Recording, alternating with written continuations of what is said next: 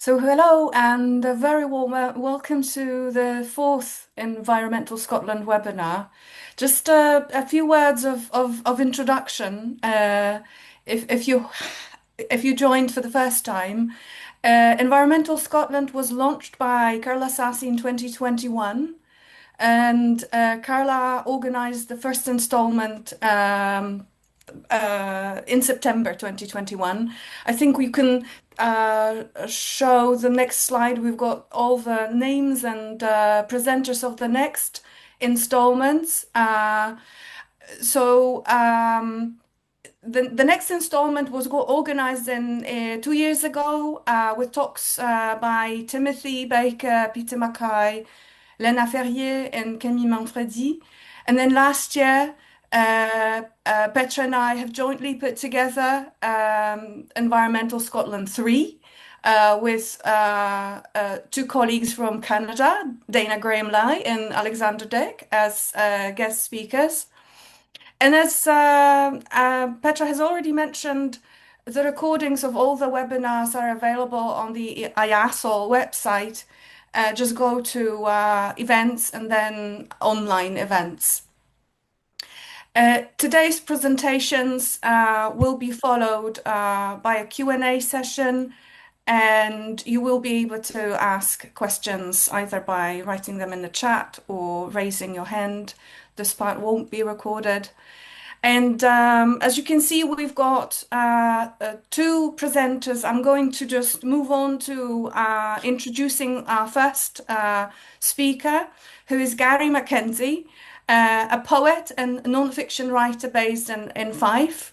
His book-length poem, Dorain, A Conversation with a Mountain, was published by the Irish Pages Press in 2021, combining a free translation of Duncan MacIntyre's 18th century Gaelic poem in praise of Dorain, with original material on themes including ecological science and the politics of land use. Dorain was shortlisted for a Scottish National Book Award. Garry's non-fiction book, Scotland, A Literary Guide for Travellers, was published by IB Tauris in 2016. And Garry has also published 3 pamphlets with Clutach Press and Wind and Bones, collaborated with visual artists and filmmakers, and had his work adapted for BBC Radio. He teaches literature and creative writing on a freelance basis and is an associate lecturer at the University of St Andrews. His next collection, Firth, a poetic portrait of the Firth of Forth, will be published very, very soon in early summer 2026. So let's welcome the first speaker, Garry MacKenzie. Yeah, hi there. Good afternoon. I guess it's really nice to be here and be speaking to everyone. I realized my abstract that you might have read. I kind of promised that I'm going to talk about at least 2 books worth of material. I think that's quite ambitious in 15 minutes, so I'll see how I get on. I'll maybe talk mostly about Dorain in the next few minutes, and then perhaps in discussion can talk about the next book, Firth, which is coming out in July. But I can share a little bit about that if we have time.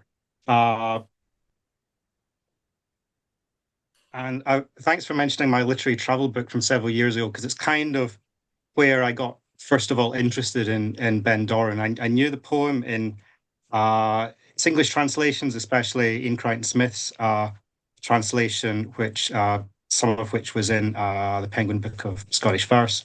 It was probably the first place I ever came across it. And if you know that version, it's almost got a kind of haiku-like sort of imagistic kind of feel to it in places.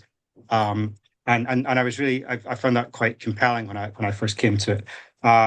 I'm also really looking forward to hearing Coinneach speak, because as I said, literary travel is kind of the way into this. When I wrote a literary travel guide to Scotland, I think if I was doing it now, 10, 12 years later, there would be more Gaelic literature in it, and I'd want to make more of that. But one of the things that I did in that book was translate a small number of Gaelic things for the book, and Dorain, Start with Duncan MacIntyre's Dorain was one. If you don't know MacIntyre's Dorain, it's one of the great works of Scottish Gaelic literature. a long poem composed orally in the middle of the 18th century. MacIntyre had been a kind of gamekeeper, effectively, in the Bridge of Orchy area, kind of at the foot of Ben Doran. This is the mountain here, the cover of the poetry book, almost, cunningly disguised as Mount Fuji, I think, in this picture. And if you've ever travelled on the west coast of Scotland, it's a kind of landmark that tells you you're getting into the Highlands if you're going northwards, and if you're coming south, it tells you that you're getting into the kind of what would we say, the playground of Ouija's, I suppose, and then Glasgow afterwards, on the way south.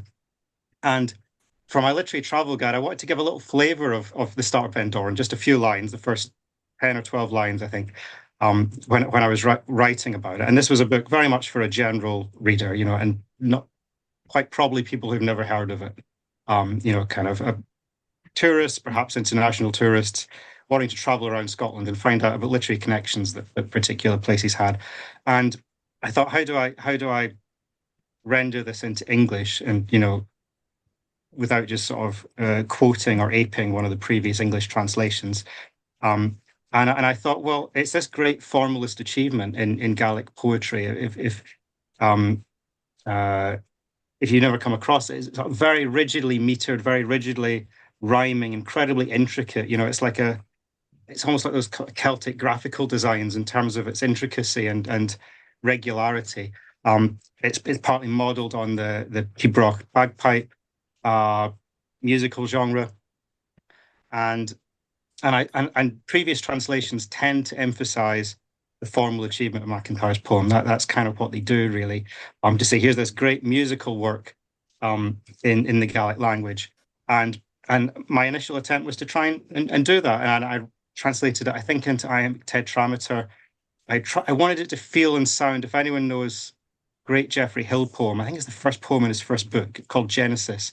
He starts with the creation of the world, his first book, and it's this sort of pounding tetrameter kind of rhythm. I thought, okay, that's what I'll do in English.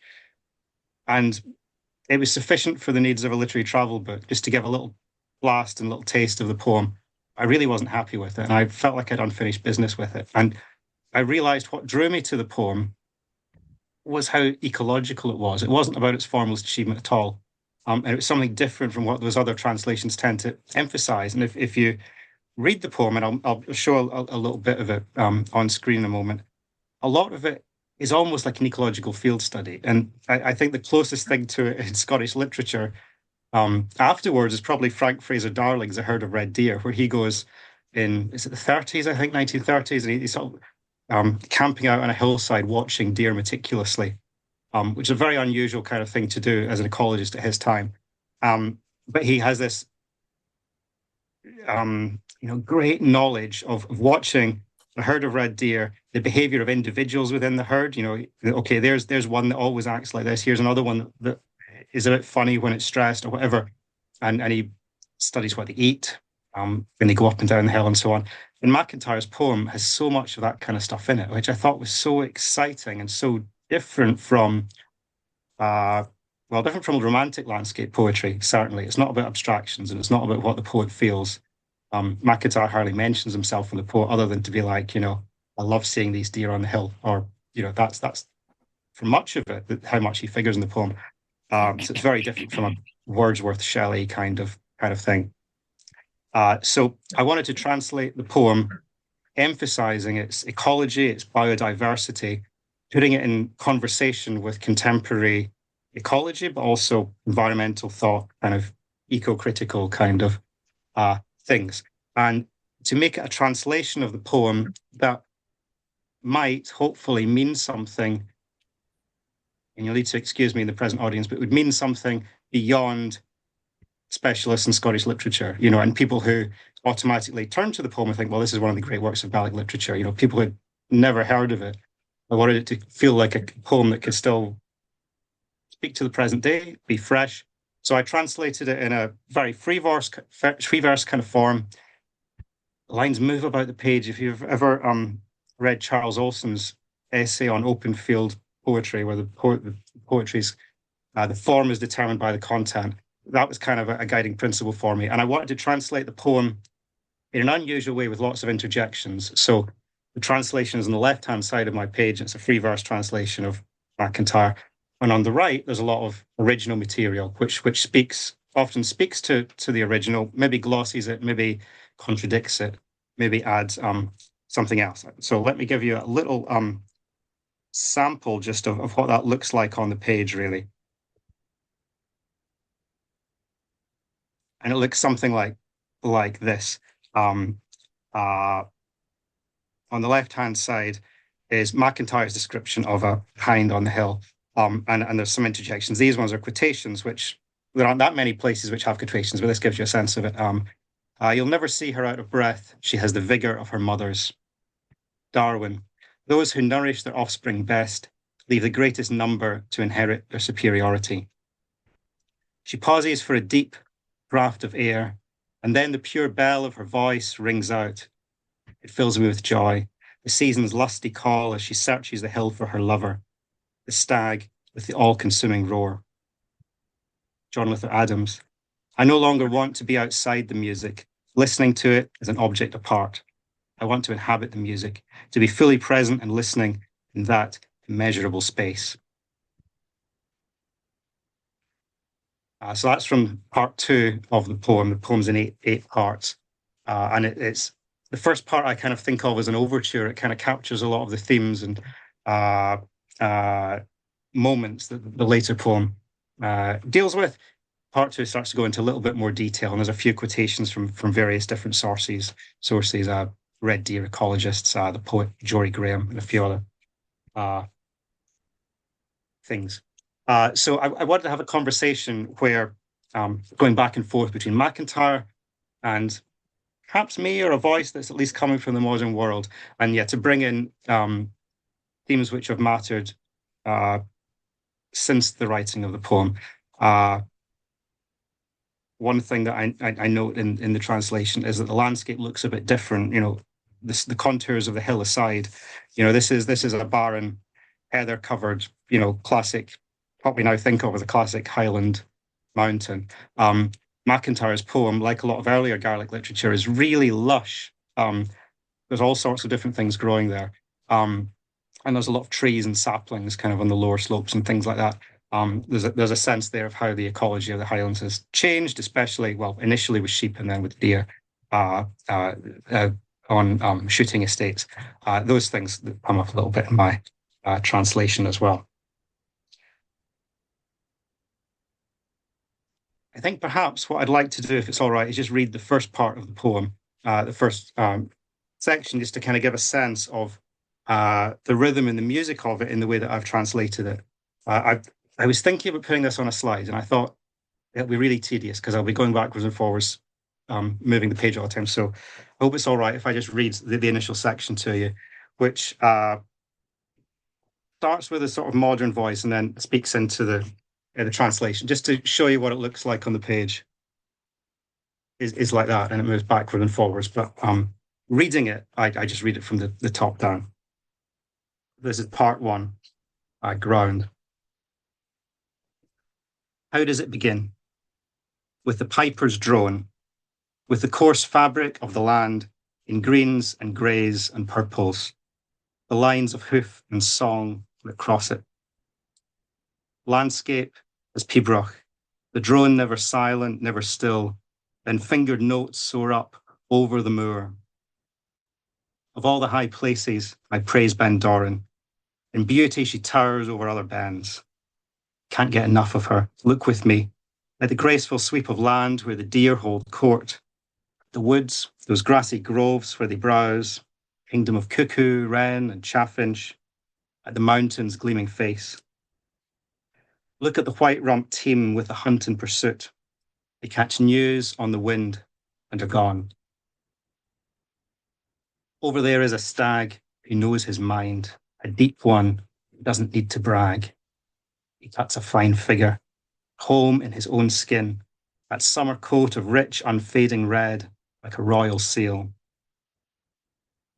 This is the ground, the theme of the hill's great music, laid down in layers like lacquer, like myth, like the work of a wasp on its paper nest. If the hill could listen to itself, would it hear at the pace that lichen grows? Would it be tuned to the slow, dark mouths of moss on stone? Here is Ben Dorain. Deer in their generations come and go with their rituals of sedge and dwarf willow. Wolves are here, and in the downward inch of a boulder, they're gone. Volcanoes echo, and now there's man. This is what you need to kill a stag. A rifle that's in working order, a marksman in his prime, someone who knows how to pull a trigger. The gun should have a good notched flint screwed firm into the hammer. Hock that strikes true against the frizzen plate, an 8-sided barrel you can trust, a gun stock of unblemished walnut that fits snug against the shoulder. This way you'll fell the most agile stag, but you need a real craftsman, specialist in deer, one who'll succeed in spite of them, a subtle hunter, like the peregrine, who, enthroned on her thermals, circles her prey unseen, unheard, calibrating wind speed, pressure, rock dove velocity. She focuses on the apex of its wings, which look to her as if they're a heartbeat away, until she decides that everything is right. She folds back her wings and stoops, stoops, stoops, and with her talons foremost strikes a kill. I saw a deer drive once. There was a team of lads and dogs with Patrick in the glen conducting them. A chorus of shot, the dogs driven on, and a hind of the high hill brought down. So that's the opening section of the poem, which has culminates in a hunt, and there's a hunt which culminates the overall poem as well, the final section. Really climactic, dramatic moment with a hunt. It's maybe worth just dwelling on that just for a moment before I finish, just to kind of suggest that the kind of hunt that MacIntyre is writing about is different from the deer stalking we now think of in the Highlands, the sort of recreation sport kind of thing. Often driving a herd with dogs into a narrow area and really being part, I think, of a sort of subsistence economy and deer being hunted for food and as part of a resource and a natural resource of the landscape. In my translation, when it goes on to talk about the hunt, it has a few what might be termed quite snide or ironic asides of a modern David Cameron kind of culture of shooting in the Highlands, which I think contrasts with what MacIntyre's really going on about there. Okay, maybe I should stop there, and I'm really happy to discuss the poem a lot more and discuss other poems I've been writing afterwards. But thanks very much for listening just now. Thank you very much, Garry. Thank you. There's applause for you. Beautiful reading of the translation of the poem. We are going to leave those comments and questions until the second talk is finished. So Petra is now going to introduce our second speaker. Thank you so much, Monika, and thank you so much, Garry. It is a real pleasure to introduce our second speaker today, who is Coinneach Maclean from the island of South Uist. Coinneach is now retired from full-time employment and trusteeships, although he initially trained as an archaeologist at Edinburgh and Cambridge universities. He has had a diverse career laterally as a qualified tourist guide. The field has provided further insight into the treatment of indigenous cultures at the hands of mass tourism industry. Coinneach has successfully defended a doctoral thesis entitled The Tourist Gaze on Gaelic Scotland at the University of Glasgow. You can find it online in the University of Glasgow repository if you wish. And he has authored 2 books in 2025. First, Travels in Another Country, A Guide to Gaelic Scotland, and Anchellan, Sky, Places and People. They are both available from the publishing house Achkel. They have beautiful designs, so please check them out. And just before we started the webinar, Coinneach was telling me that there's a 3rd book coming out at the time of the Mo this year, which is going to be focusing on the history of Skye. So something for us to look forward to. And now I'm just going to mute myself. Shinakawe, Achonich Falche Oreth, and Dosher Chami Fatin a Common, and Dr.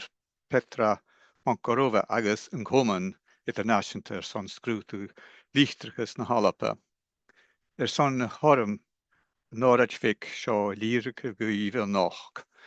The short talk I'm delivering this evening is a culmination of a long and fruitful partnership with the Scotian scholar, Dr. Kang Yen Chu, whose important work on the reception of Scotland in the Chinese-speaking world has recently been recognised with a prestigious award, and his invitation to take part in the Global Scottish Literature 1700 to 1830 conference scheduled for Edinburgh in March 2028. Although it's now the wee small hours in Taipei, he is with us this evening. He's also helped me prepare for publication a short article in a journal in Taiwan. And this talk is really based on the culmination of a number of pieces of work that I've been doing over the years. Petra mentioned the thesis, but I've also published in Arousal Gaelic and also in the Journal of the Place Name Society of Scotland on various aspects of Scottish and Highland culture. Now, I want to talk primarily about the impact that tourism and the way in which tourism has dealt with Gaelic culture. And it takes primarily, it'll look at the current tourism initiative narrative of wilderness. I think we can have the first slide, Petra. And the way in which the leading agencies market this landscape as a pristine wilderness, which of course is completely inaccurate, as Garry has pointed out. This land has been destroyed by inappropriate policy of first deforestation and then mass introduction of sheep, and then latterly its neglect as deer forest.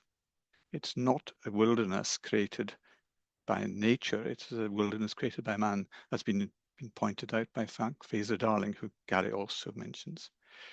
Also be looking at the conjuring of new meanings from Petra Mishortola.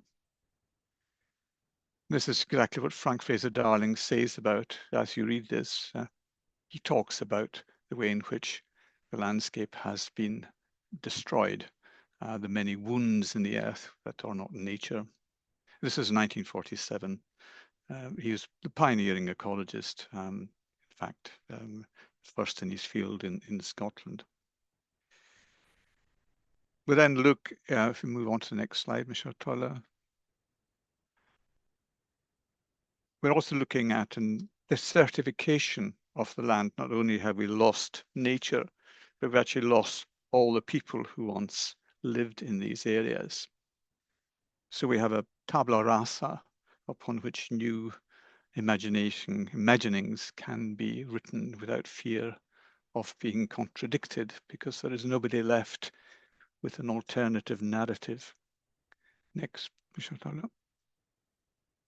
this is clearly and evocatively articulated by my uncle Sonia Maclean, in his poem Gaelic, Gaelic. Translation is they are still in Gaelic. He sees people there, Clonailean and Macleans and Macleods, and as they were in the time of Machil Hallam.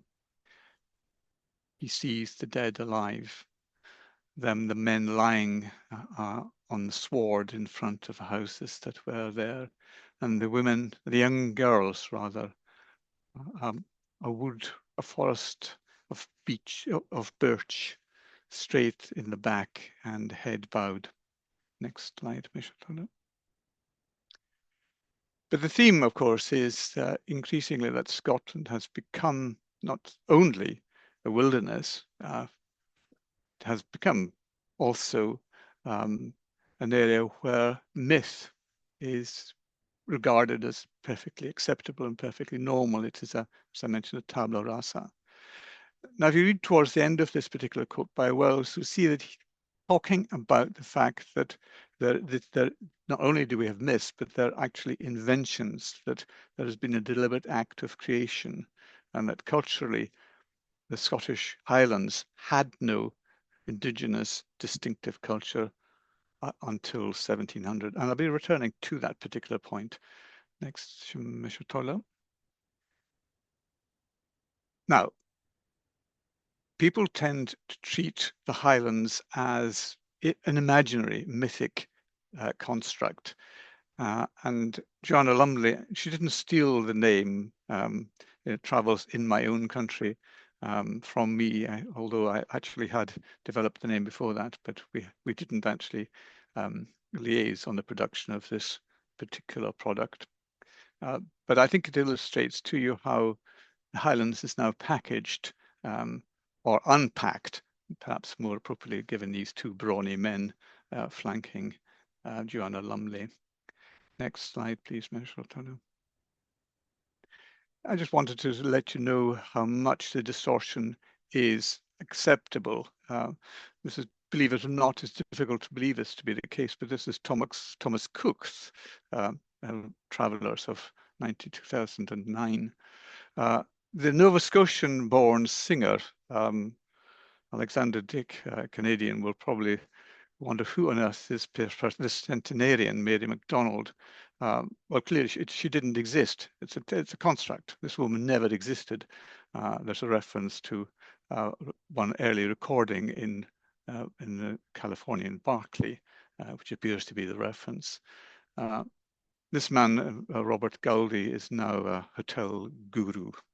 Next slide, please. It's also the conjuring of new place names is a major problem, or rather the explanation for place names. It's not a new thing, it's had a long history. W.J. Watson in 1922 said, in place names, sanity and scholarship must conjoin, running after the bizarre or fanciful rather, is fatal.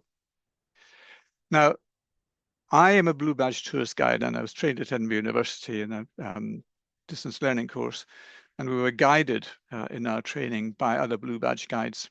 And this is an accurate quote from a well-experienced, trained Blue Badge tourist guide.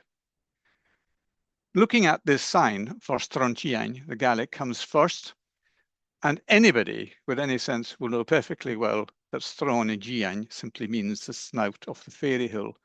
Strontiain has only ever had one meaning. The four possible meanings have been created subsequently.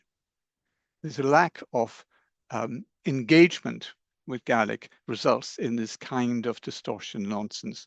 The first bit about place names ending in O being picked is also completely, well, it doesn't bear discussion, frankly. Next. Recently, there was a very fine programme, Scotland in the year of 2018, where the name Szuba, the deserted township, as you can see in the picture here, on the southeastern flanks of the island of the Ross of Mull. This place was cleared in the 1840s and 1850s.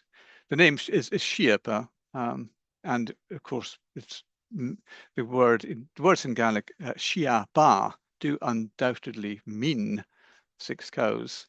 But again, with a little bit of engagement, it would have been obvious that a very large township could never have subsisted on 6 cattle. In fact, assuming the stocking was 80 cows. Now, this is forgivable, perhaps understandable, because it's, again, if you look, Petra,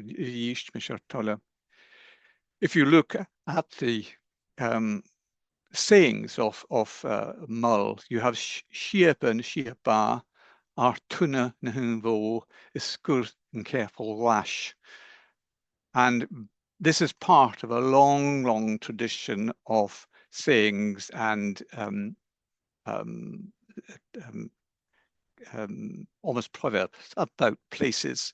Probably the most famous one is the great one, this illiterate one, a coi coven and yerin, agas a coi coven and stratherin, a kishar choikiv and the nerin na coi coikiv stratherin. That sort of just, it's a wonderful use of language and alliteration that is so much a part of Dunachapan Spentoren. Vish Mr. Toller. This tourist gaze on Gaelic Scotland included a mystery shopping tour on the minibuses, which now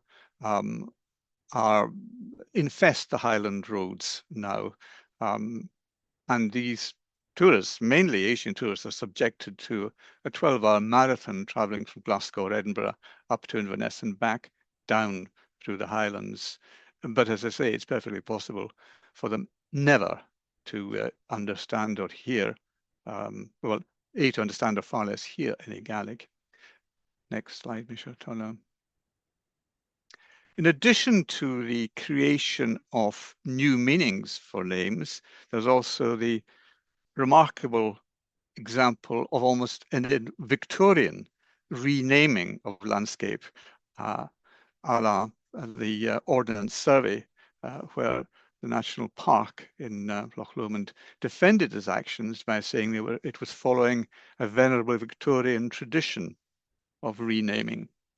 Needless to say, the uproar it caused the said map to be destroyed.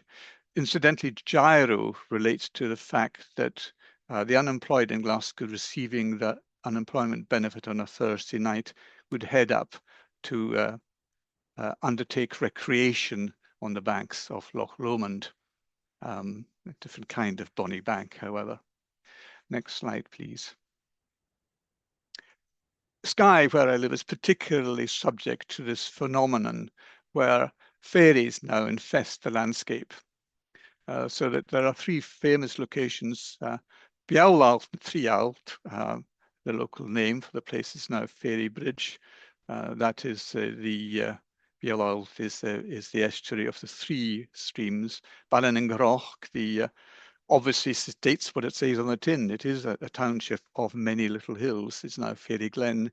And Coinneach is now Fairy Pools, illustrated by my brother Callang's photograph here of that majestic location. The problem with this is that a book written in 1906 identified the main locations where fairies were to be seen on the island of Skye. None of these locations were mentioned other than Biaulalt and Trialt Fairy Bridge, but it was explained that because the Apostle of the North, Monroe, had preached there to crowds of over 4,000, the fairies had fled.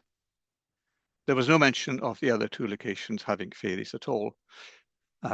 Fairies as a phenomenon in Gaelic Scotland are incredibly important, but they were omnipresent. They lived in a parallel universe.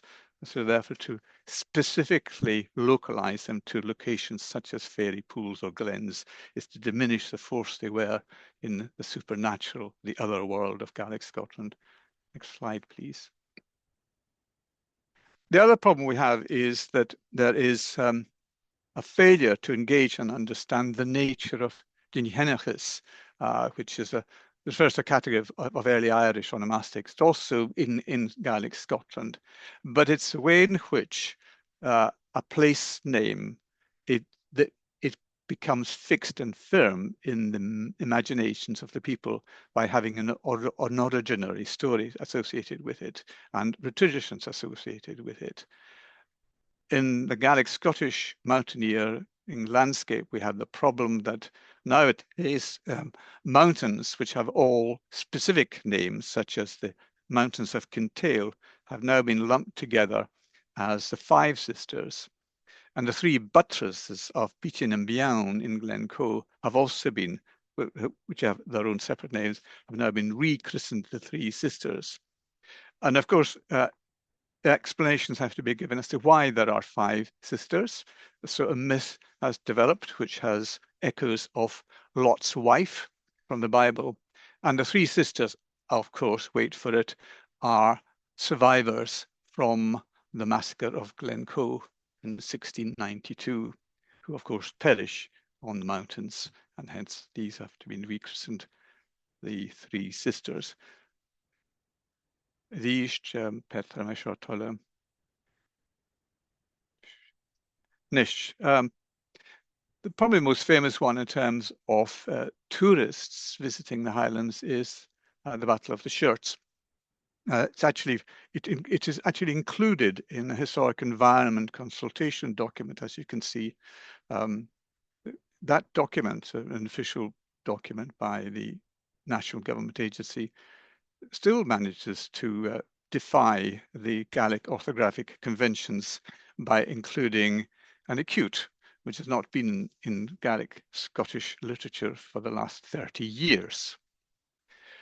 The Battle of the Shirts did take place, or rather, a battle took place in 1544 between the forces of the Lovat, places of Lovat, and Ian Muirturtugh's Clanranald MacDonald's.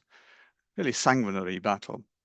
Now, incidentally, just quickly, the last loch to be named is Loch Lochy.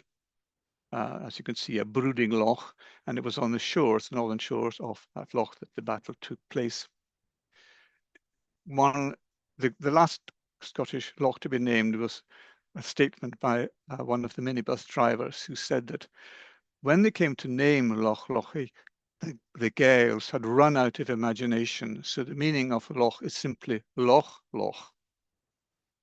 This fails to understand that this is one of the oldest loch names recorded in Gaelic Scotland. It occurs in Adamnan's hagiography of St. Columba of the 7th century. And it refers to Luiche, who was the Dea Negra, the evil, baleful spirit who inhabited this loch and always made its surface dangerous to traverse. Dealing with the actual Battle of the Shirts itself, which the BBC refers to also in its the notion of stripping off. If we move to the next slide, Petra. The warriors who fought in 1544 were not wearing a Highland brechgan. They were not wearing the Great Plaid. They were wearing chainmail, as we can see in this West Highland grave slab to the right.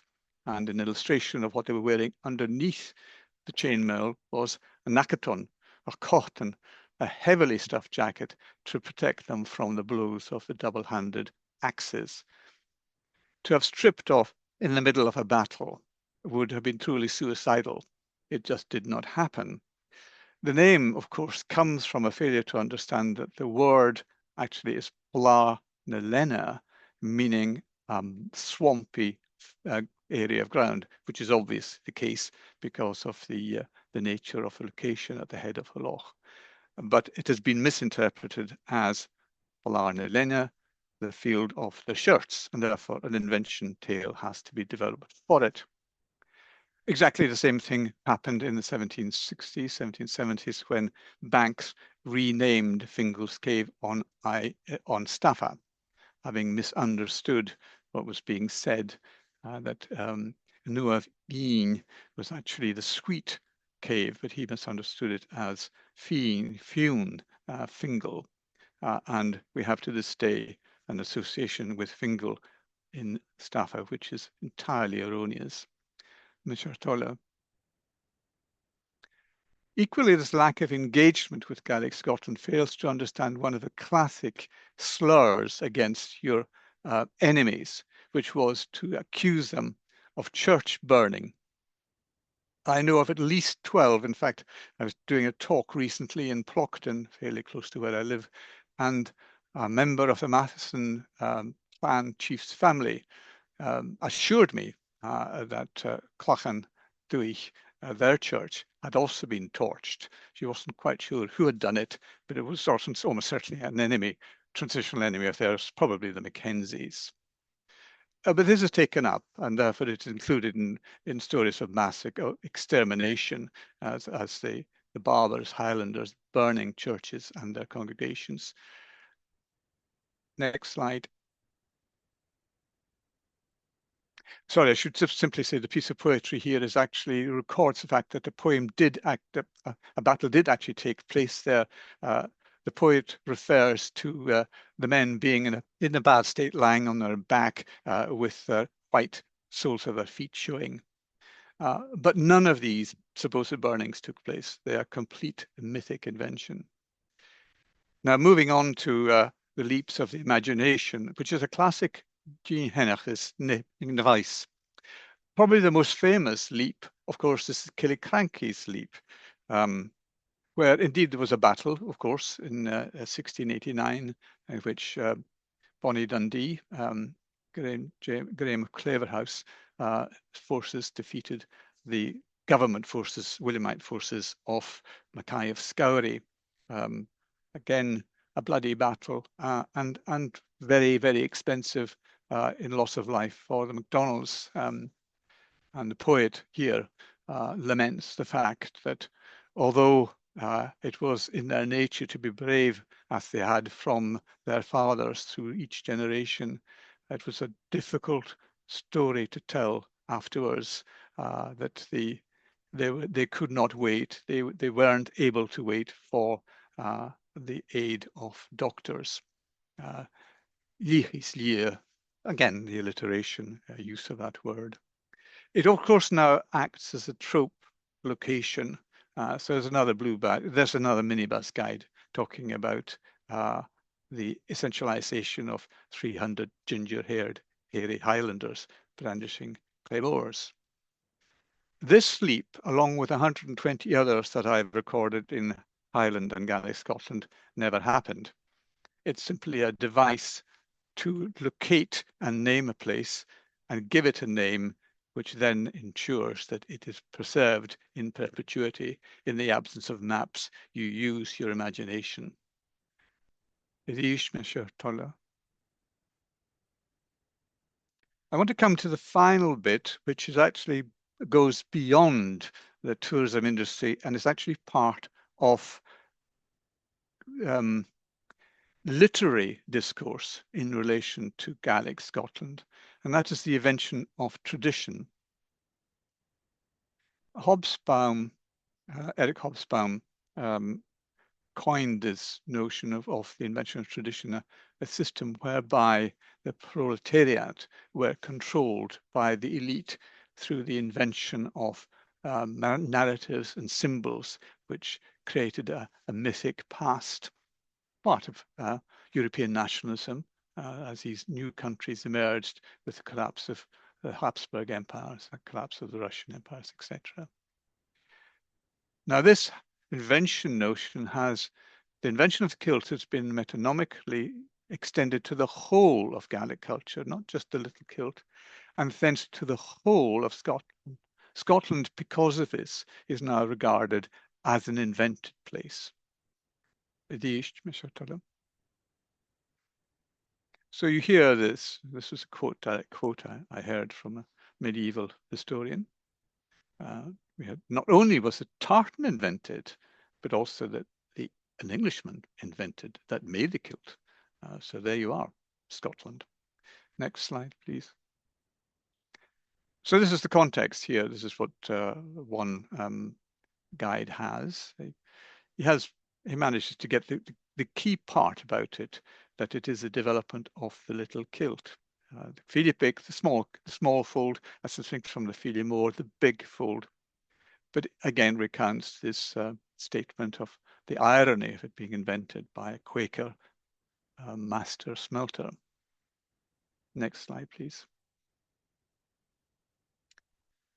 This was taken up, this notion of the invention of the little kilt by Rawlinson was taken up by Hugh Trevor Roper, who gave a paper in the 1977 conference, which led to the 1983 publication of The Invention of Tradition by Hobsbawm and Ranger. Now, he described himself as a Whig, but by this stage, Hugh Trevor Roper was actually the master of Peterhouse, hardly a left-leaning quasi-communist community, which Hobsbawm and Rangers represented. But Trevor Roper arranged to have himself invited to the conference and deliver this talk on the invention of Gaelic and Highland Scotland and the nature of the whole distinctive Scottish Highland culture being a retrospective invention. Next slide, please. I've done a very detailed analysis of that essay, and it is very carefully created as a piece of black propaganda. The original letter, which was published in 1768, 1786, after being supposedly written in 1768, purports to support the arguments being presented by one particular individual, Sir John Sinclair of Ulster, who insisted on dressing his recruits in trews rather than the kilt, and therefore had to argue for its ancient antecedents.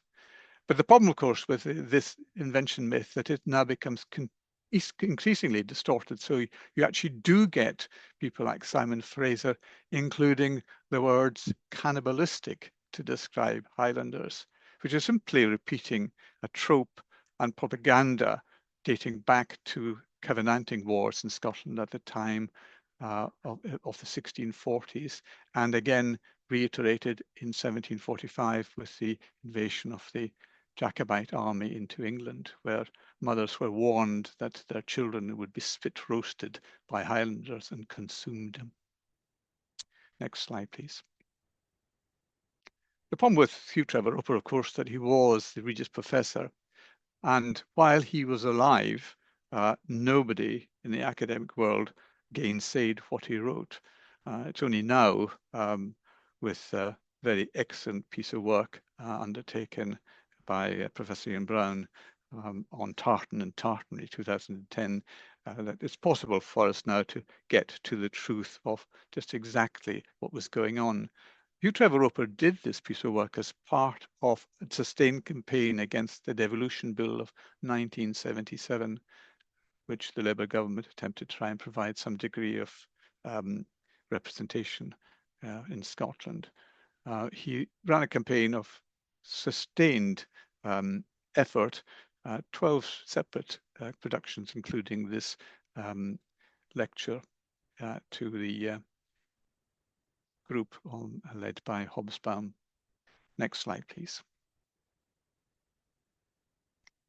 And I think that the problem is, as Edward Said has maintained in terms of Orientalism, fictions become more attractive than fact, and they are very, very difficult to dismiss, to gainsay, to redress. This is really why I've written the books that I've written, Petra. This is Travels in Another Country. I used this Travels in Another Country, but actually I'm quoting a guide, a Blue Badge guide, who said that to her clients. Published by Arcade. You can see it's in the second run. And then the next little book that I've produced is a little book about Skye, which has much more supernatural in it, to try to give a much more rounded view of the Gaelic otherworld. And finally,